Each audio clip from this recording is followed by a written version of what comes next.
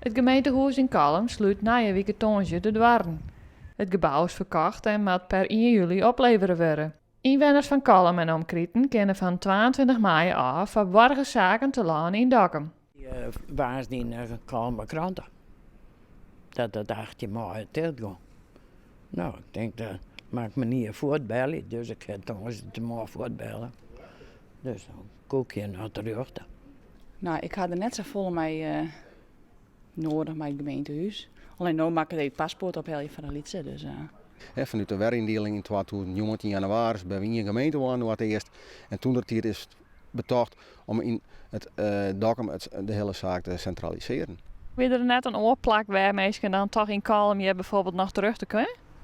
Ja, dat hier kind, alleen dat we de keuze net van, want wie echt die centralisatie ook richting Dokkum. En daarom heb ik verkozen om in ieder geval eerst in Dokkum de verbouwing te doen. Nou, dat is wat nu al optimaliseerd. Daar hebben we 22 mei hebben we daar de opening van. En dan kunnen de meesten daar in ieder geval de aanvragen en de loketfunctie kunnen ze in Dokkum kunnen benutten. Even een Dokkum. Maar ja, vind ik net zo erg. Combineer je het even met een leuke uitje of zo. Dags vinden gewoon mensen het wel spietig dat de locatie in Kalm sluit. Ja, natuurlijk, als je maar de stak rennen en je rent al moeilijk. En, nou, dan mag je je vragen die je maar je heen kan. Ja, daar hebben we rekening mee houden. Want ik bedoel, dat is een parkeergelegenheid onder de gemeentehuis. Dus een parkeerkelder, voorzitter, een twaartelplak en dan kan meesten eventueel parkeren.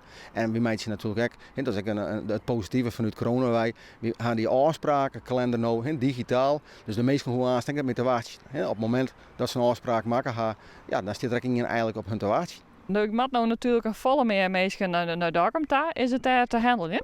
Ja, nou ja, wat ik correct zei, van, we hebben dat systeem en dat digitale systeem, dan kunnen we precies inzien van hoe druk kan het worden. En op het moment, we doen net als zei, we gaan alle tijden zeg maar, oprekken, maar op het stuit dat het maat. En dat doen we soms, Flint hier bijvoorbeeld, tijdelijk houden we dat dingen met de reisdocumenten, dus de paspoort, et cetera, in de zomerperiode. Dan kunnen we daar gewoon, ben we daar heel flexibel en rekbaar in.